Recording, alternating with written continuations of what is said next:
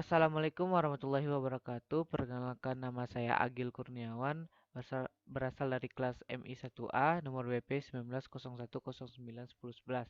Baiklah, di sini saya akan mencoba mempresentasikan virtual memory. Pengertian memori virtual adalah teknik manajemen memori yang dikembangkan untuk kernel multitugas atau suatu teknik yang memisahkan antara memori logis dan memori fisiknya. Teknik ini divirtualisasikan dalam berbagai bentuk arsitektur komputer, dari komputer yang penyimpanan data seperti memori akses acak dan cakram penyimpanan, yang memungkinkan sebuah program harus dirancang seolah-olah hanya ada satu jenis memori. Memori virtual yang bertindak secara langsung beralamat memori baca atau tulis atau RAM. Latar belakang virtual memory memisahkan memori logik dari memori fisik. Yang pertama, hanya sebagian dari program yang perlu berada di memori untuk eksekusi. Yang kedua, ruang alamat logik bisa lebih besar dari ruang alamat fisik. Yang ketiga, perlu mekanisme untuk swap in atau out page. Virtual memory dapat diimplementasikan melalui yang pertama demand pegging dan yang kedua ada demand segmentation. Baiklah, demand pegging yang pertama, page dibawa ke memori hanya jika diperlukan. Uh, Lebih sedikit input output yang diperlukan, lebih sedikit memori yang diperlukan, respon lebih cepat, lebih banyak user. Jika patch diperlukan, lakukan pengacuan. Jika acuan tidak valid, maka abort. Jika tidak di memori, maka bawa ke memori. Yang selanjutnya, demand pegging bit valid dan valid. Tiap entry patch table entry memiliki bit valid dan valid. Bit valid dan valid diinisialisasi 0 untuk semua entry. Pada saat translasi alamat, jika bit valid dan valid pada entry patch table sama dengan 0, maka patch fault. Selanjutnya, demand pegging page fault 1. Jika ada pengacuan ke suatu page, acuan pertama akan menyebabkan trap ke OS, page fault. OS mencari di table lain untuk memutuskan. Pengacuan yang tidak valid sama dengan abort, tidak berada di memori. Cari frame kosong, swap patch ke frame. Reset tables, bit validation sama dengan 1. Demand pegging patch fault 2. Bagaimana jika patch tidak ada frame kosong? Penggantian patch, cari patch di memori yang dapat di swap out. Algoritma performansi algoritma dengan patch fault minimal. Patch yang sama bisa dibawa ke memori beberapa kali. Selanjutnya, demand pegging performansi 1. Patch fault rate 0 kecil sama dengan P, kecil sama dengan 1.0. Jika P sama dengan 0, tidak ada patch fault. Jika P sama dengan 1, tiap acuan ke memori menyebabkan patch fault. Effective access time atau add sama dengan 1 kurang P kali akses memori plus P overhead patch fault plus swap patch out plus swap patch in plus restart overhead. Selanjutnya, demand pegging performansi 2. Contoh, waktu akses memori sama dengan 1 ms. 50% patch yang digantikan telah dimodifikasi dalam dan karena itu perlu di swap out. Waktu swap patch sama dengan 10 ms sama dengan 10.000 ms. Yang ini rumusnya. Selanjutnya, demand pegging penggantian patch. Yang pertama, mencegah over alokasi memori dengan melakukan swap out patch yang ada di memori.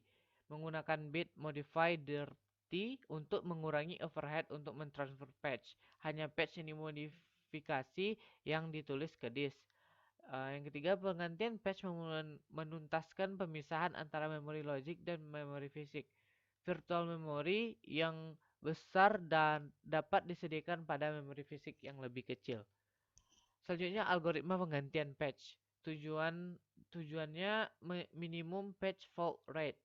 Evaluasi algoritma dengan menjalankan pada string acuan memori, reference string, dan menghitung banyaknya patch fault yang terjadi pada strings tersebut. Selanjutnya algoritma penggantian patch FIFO. Contoh reference stringnya 1, 2, 1, 2, 3, 4, 1, 2, 5, 1, 2, 3, 4. Seperti gambar. Maka penggantian FIFO Belades anomali lebih banyak frame sama dengan lebih sedikit patch fault. Selanjutnya algoritma penggantian patch optimal. Ganti patch yang tidak akan digunakan untuk jangka waktu yang paling lama. Contoh 4 frame 1, 2, 3, 4, 1, 2, 5, 1, 2, 3, 4, 5. Seperti di gambar. Bagaimana mengetahuinya? Digunakan untuk mengukur performansi algoritma lain. Algoritma penggantian patch LRU1.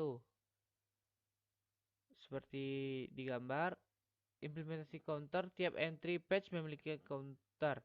Tiap kali patch diacu, salin clock ke counter.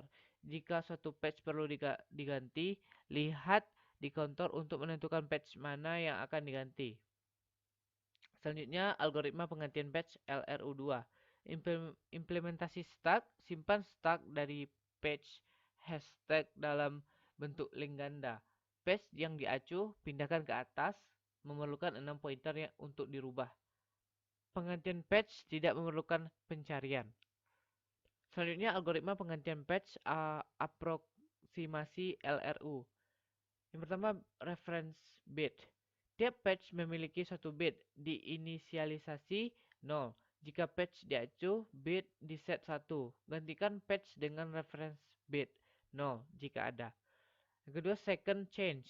Perlu reference bit penggantian clock jika patch digantikan dalam urutan clock memiliki reference bit sama dengan 1. Maka set reference bit 0. Biarkan patch di memori, ganti next patch dalam urutan clock dengan aturan yang sama. Algoritma penggantian patch counting. Counter berisi banyaknya acuan yang telah dibuat untuk tiap patch. Algoritma LFU ganti patch yang perlu hitungan yang paling kecil. Algoritma MFU berdasarkan asumsi bahwa patch dengan hitungan terkecil mungkin baru saja dibawa ke memori dan baru digunakan. Selanjutnya, alokasi frame. Tiap proses memerlukan banyak patch minimum. Contoh, IBM 370 sampai 6 patch untuk menangani instruksi SS move. Instruksi terdiri dari 6 byte, bisa mencakup 2 patch untuk menangani from, 2 patch untuk menangani to. 2 skema alokasi utama. Yang pertama itu alokasi fix dan alokasi prioritas. Baik, alokasi fix, alokasi yang sama. Contoh, jika ada 100 frame dan 5 proses, tiap patch memperoleh 20 patch. Alokasi profesional, alokasikan berdasarkan ukuran proses. Seperti yang ada di gambar ini. Baiklah, selanjutnya alokasi prioritas. Yang pertama, skema alokasi proporsional berdasarkan prioritas bukan ukuran. Jika proses P membangkitkan patch fault, pilih untuk menggantikan salah satu frame-nya. Pilih untuk penggantian frame dari proses dengan prioritas yang lebih rendah. Alokasi global versus alokasi lokal. Penggantian global, proses memilih frame penggantian dari set semua frame. Suatu proses dapat mengambil frame dari yang lain. Penggantian lokal, tiap proses memilih dari set frame yang dialokasikan untuknya. Selanjutnya ada tracing. Jika proses tidak memiliki patch yang cukup, angka patch fault menjadi sangat tinggi. Hal ini mengakibatkan utilisasi CPU rendah. OS menilai perlu meningkatkan level multiprogramming dan proses lain ditambahkan ke sistem. tracing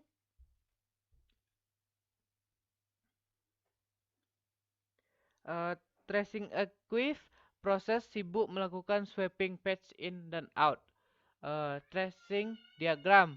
Mengapa pegging bisa diandalkan? Model lokalitas proses migrasi dari satu lokalitas ke yang lain. Lokalitas mungkin tumpang tindih.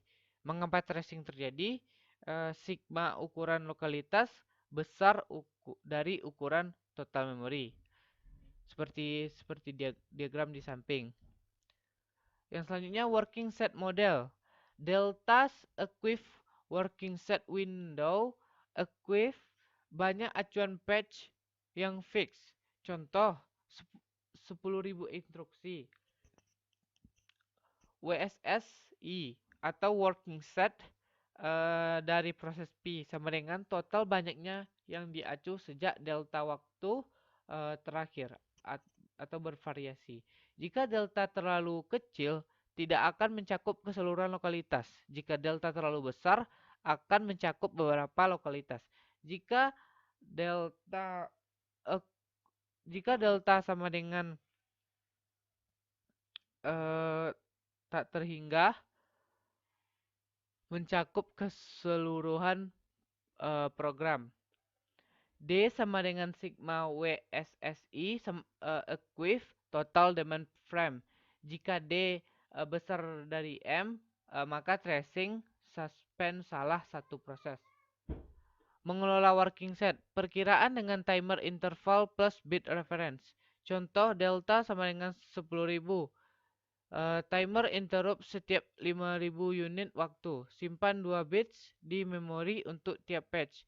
Jika terjadi timer interrupt, salin dan set nilai semua bit reference ke 0. Jika salah satu bit di memori sama dengan 1, maka patch ada di working set.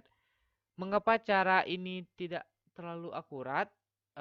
Perbaikan sama dengan 10 bit dan interrupt setiap 1000 unit waktu. Demand yang selanjutnya demand segmentation digunakan jika dukungan hardware untuk mengimplementasikan demand pegging tidak memadai.